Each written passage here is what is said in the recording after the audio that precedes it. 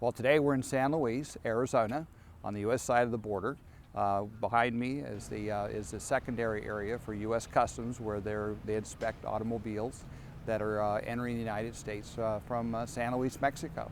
Primarily during the winter months is the heaviest times of flow. It will have by 6 o'clock in the morning we'll have over 10,000 people across the border. During the balance of the day, it'll get up over 40,000 people at this port of entry.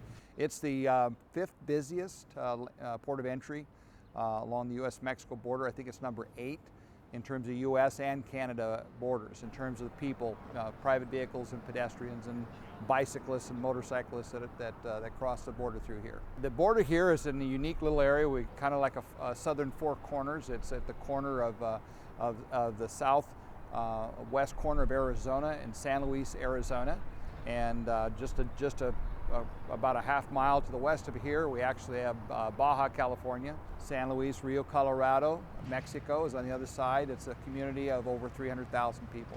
Most of the people crossing at this time of the day are working in one form of agriculture or another. We have packing facilities, processing facilities, harvesting companies, all having to do with harvesting the lettuce. Yuma is known as the lettuce capital, as we call it, green gold.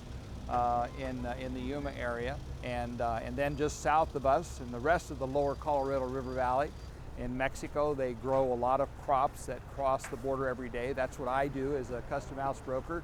I handle the commercial goods crossing. A lot of it at this time of the year is produce, but the people crossing for the most part are working in agriculture, and they keep this whole agricultural engine flowing. Without them, we couldn't do it. And way back when, during World War II and shortly thereafter, we had what was called the Bracero program. And when that program was eliminated, the folks that were working in those programs were given a green card, or what we call an I-94, and they still live in Mexico, but they have the legal right to work in the United States. And so these folks are what we refer to as commuter workers, because they live in Mexico. They commute to the United States legally with documents. They're processed through customs every day and vetted by Customs and Border Patrol during the day out in the areas where they're working. So they're all legal workers, but they reside in Mexico and their families live in Mexico.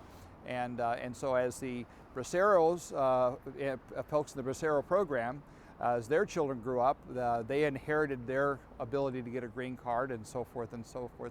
So we're working with probably the third, fourth generation of people that started from that old program.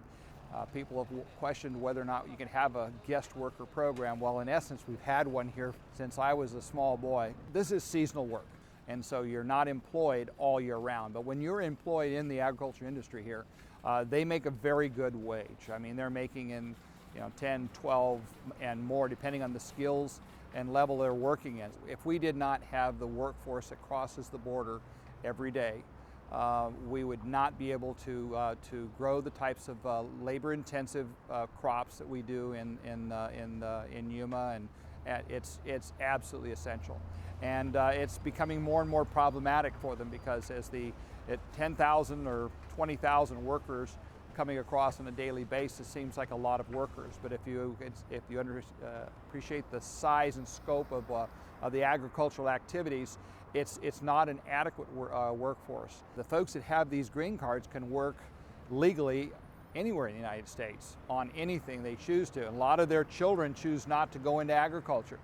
Their children go into other types of businesses and services and get degrees in a variety of areas and choose not to stay. And so the average age of the agricultural workers that we have in this workforce is becoming much older, and the numbers of younger folks coming into it are shrinking. And so there's alarm in the agricultural industry as to whether or not they'll be able to sustain this very essential part of the United States' food supply and sustain it and keep it in the United States. Behind me is the port of entry, and you can see cars and some folks flowing back and forth.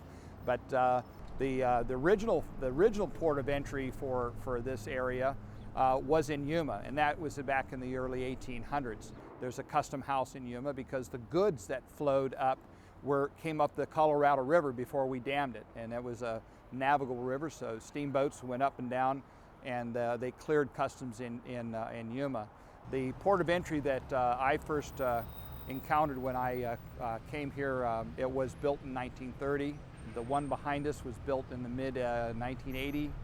And then more recently, they built a commercial crossing about 4 miles to the east, and that was completed in 2010. Prior to 9/11, U.S. Customs their focus was on protecting the revenues and protecting the United States from an illicit or illegal goods, knockoffs and things like that. That was what their real focus was. Border Patrol's focus was on the war on drugs in those days. But prior to 9/11, it was an impossible situation, and the amount of resources given to Customs and Border Patrol certainly didn't really begin to address those issues of controlling the borders. It wasn't as an imperative at that point. 9/11 fundamentally changed everything, and the Anti-Terrorism Act that followed shortly after, that required that we create the Department of Homeland Security, merge agencies, and secure the border, develop export controls so people couldn't overstay visas. All of that changed everything, because the focus now became on border security, which ironically brought the kinds of resources to the border area that they'd never had before to deal with the war on drugs. What you see behind me is the border fence that it's so infamous or famous, depending on who's referring to it. The old fence, it's kind of, you can see through this kind of a mesh, this darker mesh, taller fence, is on the other side. And in between there, you can see there's lighting posts, there's motion detectors, there's camera surveillance, and then they have the newer fence, which is this mesh fence, and then inside of that, they have this little road and a chain link fence. So there's 3 layers of fence in this area, plus all of the security measures that they have put in place to secure this part of the border. And this is very important, that where you have an urban setting, like I mentioned before, that an urban setting where the 2 towns come together, as they have historically done along the U.S.-Mexico border, the only way to ensure the security of the immediate downtown areas is this kind of triple fence. Since they started Operation Stone Garden under President Bush, and Streamline came under his successor, President Obama, they've reduced the apprehensions by over 90%. It's a pretty incredible number. And are you ever going to be able to totally secure a border? No. I mean, those of us that are Vietnam veterans will tell you that, you just can't. It's impossible to do it 100%. But at some point you have to say, well, getting from this down 90% reduced, that's why they would say this is operationally under control. I believe that we should and must control and know who's coming and who's going. I think we've made great strides in that direction to achieve that. But again, I think if we don't have true immigration reform, what we're going to see is more and more of the problems of the border cropping up, problems of the agricultural industry and other types of seasonal industries that need ag workers, for instance. I think is going to be a growing problem for the United States as we try to maintain control and produce our own food supply. I think without a comprehensive immigration reform, or at the very least, a program that will permit guest workers, commuter workers, just like we've had here, and it's been working just fine for decades. What we need to do is find a way to expand what we've been already doing.